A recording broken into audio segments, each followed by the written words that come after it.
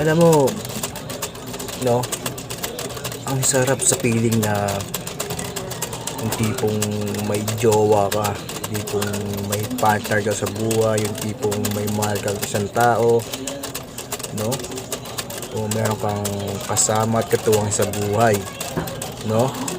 Tipong siya ang loved ones mo, tapos ikaw, nasa malayong lugar kayo parehas, then pupuntahan mo siya, no? Tapos inaantay ka niya, no?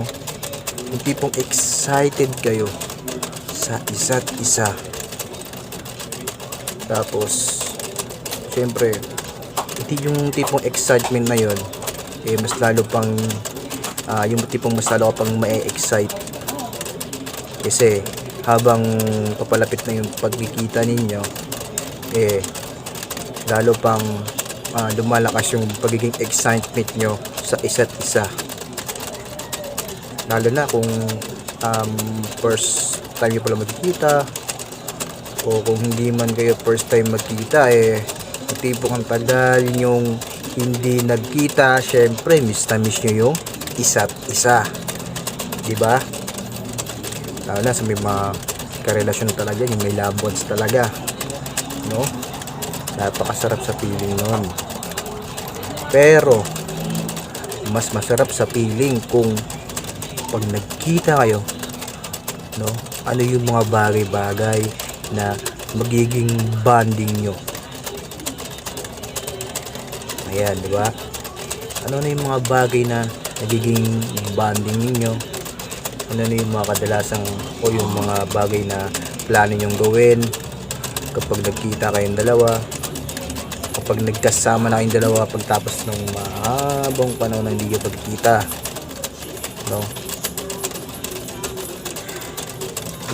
Ikaw ba yung surprise, o ikaw ba yung nagpaplano kayo bago kayo magkita, yung gagawin nyo, dito kayo gala,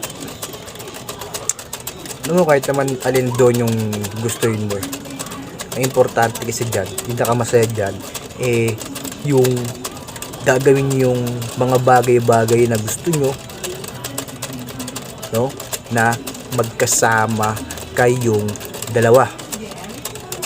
Yung tipong napupuntahan yung mga bagay na gusto nyo na magkasama kayong dalawa. Yung tipo na kakainin nyo yung mga bagay na gusto nyong kainin na magkasama kayong dalawa. Diba? Pinaka ano kasi dun hindi yung pinaka excitement yung pupuntahan nyo no? Kundi kung ano yung magiging feelings nyo habang ginagawa yung mga bagay na gusto nyo. Diba? Gumagala kayo, no? Na magkasama yung dalawa, no? May sweetness, no? Siyempre kulitan, diba? Lalo kung matagal kayong hindi nakita, so napakaibang bonding and enjoyment, no? Magandang enjoy yung mga mararamdaman nyo kapag nagkita kayong dalawa tapos ginagawa yung mga bagay na gusto nyo na kailang dalawa, diba? Talaga namang nakakasarap sa feeling, no? Talagang kakaiba yung feelings nun. Alam mo ba? So may mga karelasyon dyan, sigurado alam na nila yan, no? Pero kung ikaw ay single pa hanggang ngayon, nako, sinasabi ko sa'yo, ngayon pa lang maghanap ka na ng jowa mo. Diba? Parang sa ganun, makaranas ka ng mga ganung bagay. Diba? Iba kasi yung feeling ng kasama mo yung loved ones mo na gagala kayo kahit saan, no? Na magpupulitan kayo sa isang lugar na pares yung gusto, na ginagawa yung bagay na pares yung gusto, no? Sa saan man kayo mapunta, diba? So ano yung feelings nun, diba?